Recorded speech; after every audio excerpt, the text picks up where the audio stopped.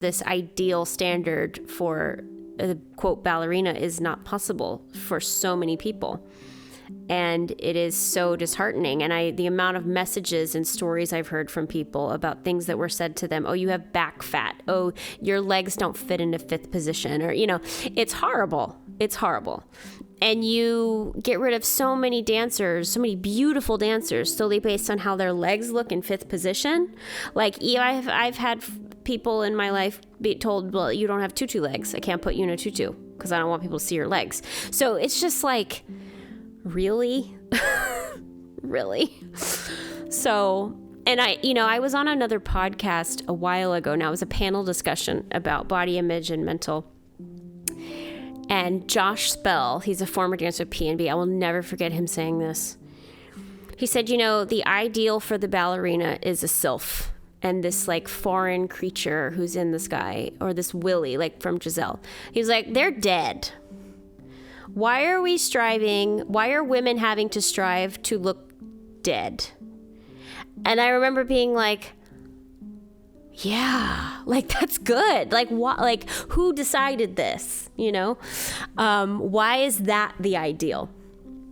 The sylph in the sky that literally is not alive. It's tricky because, you do want to, and many of us want to preserve, quote, the integrity of the classical line. But for me, the classical line is not about size. Like, is your knee straight? Is your foot pointed? That's the classical line. So how do we preserve the integrity of ballet while making it more relatable? Because to me, this art form is going to die if we cannot bring more people to it, if more people cannot relate to it. I say this all the time, that every little kid you traumatize, that's a future audience member, that's a future donor, and that's a future mother or father who is going to put their kid in ballet or not going to put their kid in ballet. Because so many people I know have said, I'm not putting my kid in ballet, thank you very much, And I'm like, that's how the art form dies, is we traumatize enough people, we exclude enough people, nobody's going to want to be around. Nobody's going to want to do it. And especially with women, when your breasts develop, when your hips develop, that's called nature.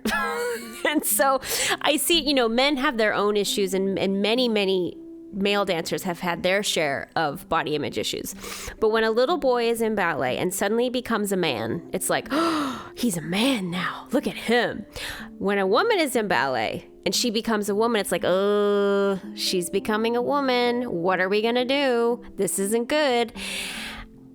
And I'm like, how is that okay? Like you're doing literally what nature is meant to have. Like you are supposed to grow into a woman. And so it's how do we celebrate that and keep ballet alive, keep it relatable, but still keep it, the quote classical integrity. It's a very tricky thing, and there is no perfect answer.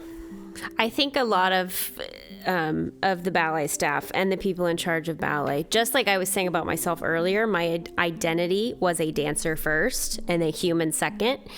That's how many dancers are viewed. People forget that they are people first and dancers second. And so I think a lot of the people in charge, when you don't, quote, identify as the dancer anymore, you're no longer useful. And a friend of mine I worked with as a coach, Lynn Goldberg, she works with a lot of dancers. She said to me once, Katie, you have to remember you're a human being, not a human dancing. And I've never forgotten that. And I was like, yeah, you're expected to literally be a human dancing instead of a human being. And that is where people forget that dancers are humans too.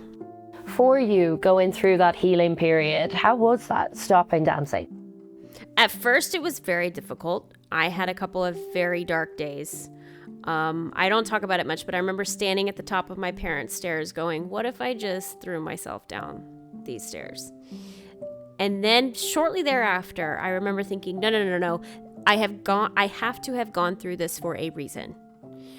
And I remember sitting at the doctor, or the hospital really, and watching YouTube videos to pass the time. And I was like, as I'm sitting there going, there are no dancers on YouTube. I know why. They're all under contract and they're not allowed to. I was like, I should try that. I wonder what would happen. And here we are. So it was one of those things of like, I healed myself through helping other people. I absolutely believe that, because I went through what I did to help everybody else. Because I remember being the 14-year-old, 15-year-old, clueless, not sure what to do, nobody to talk to. I remember being the 11-year-old with nobody helping me tie my point shoes. So I thought, well, I'm going to cater to that. That's how it originally started. I'm going to cater to the 13, 14-year-old or the 11-year-old who doesn't know how to do their point shoes and It turned into all the deeper stuff, the body image, the, speaking up for people, telling my story. Because there were some blogs somewhere that was like, Kathryn Morgan must have died. Like there were stories like, where'd she go? So for me, it was also be able to tell my story. And I really do think I healed through YouTube, because I remember that in one of my videos, I said, thank you for your support, even through the times where I had no business being in a leotard and da-da-da-da.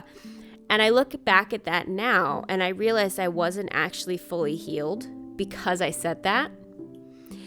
And it was like, wait a minute. Now I sit here and realize anybody can be in a leotard. I really did heal being in the public eye on YouTube, and literally like talking to other people. I started listening to my own advice, and it really did help me. Did you try and go back to New York City Ballet? I remember reaching out to Peter at maybe 3 or 4 years. And by that time, that's such a long time. I don't even think they thought I was going to be gone that long. And he just said, we have no spots. And like the company has moved on and we wish you the best and da-da-da.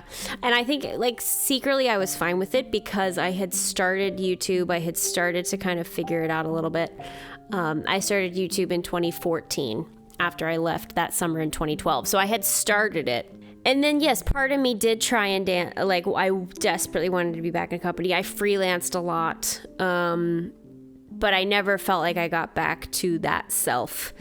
And then I met my first husband in 2016. We got married in 2017. And at that point, I was like, well, I'll just be a military wife and it'll be fine. And this is my new chapter. And then that marriage ended badly. I needed to heal from that.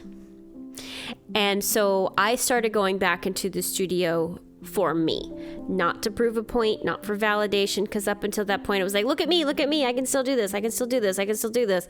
So then I just started to take class for me. And that's when my body was like, oh, okay, we can still do this.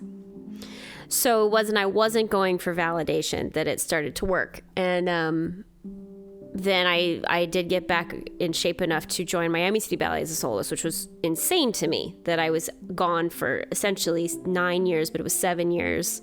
I left City Ballet in 2012, not having been on stage since 2010, and I got hired in Miami in 2019. So it was a very long time.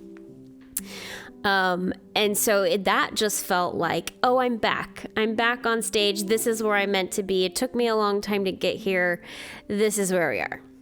That is not where my destiny lay. And so that was another whole process and another healing process. And it was after that I realized, okay, my dream of being a principal somewhere, my dream of being a prima ballerina, that's not what I'm here for. Because for me, for a very long time, success in my head meant principal dancer in a big company. That was success in my head. And no matter what I did until then, I was not successful. After I left Miami and I spoke out about body image and I started that whole process, that's when it occurred to me. I was like, oh, I'm supposed to be different. I'm supposed to be the voice that is not there. I'm supposed to be this weird trailblazer, which is odd for me because I don't consider myself a trailblazer. I was always the shy kid in the back that didn't want to say anything. So publicly, I'm this trailblazer. And that's the point of me. And even now, like when I was still doing guestings and things, because after Miami, I was like, I'm not doing company life again. I was doing guestings and I would still beat myself up for not being my skinny little 18, 19, 20-year-old self. My current husband would say to me, that's not what you're meant for. That's not why you inspire people. You don't inspire people because you're thin. You inspire people because you look like you and you're still dancing like you do.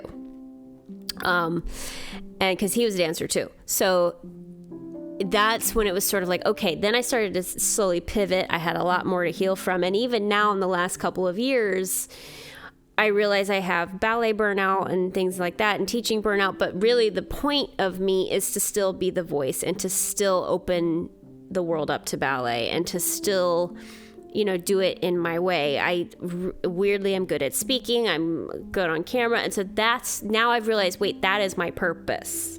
My purpose is to pull back the curtain, a la Wizard of Oz style, and be like, look, it's not a big head up on a stick. It is literally a man behind a curtain. Let's open it up. And so once I have started to accept the fact that, yeah, it's okay, I'm not going to be a principal dancer. Yes, it's okay, I'm not in a company. Yes, it's okay, I'm not dancing anymore because I recently hung up the shoes, as we say. But I still am involved. People still value what I have to say. I'm still valuable in this business. And I can take that into my future. That's when I finally have started to feel successful. So it really had nothing to do with being thin in a company. It's realizing that I'm still valuable when I'm not.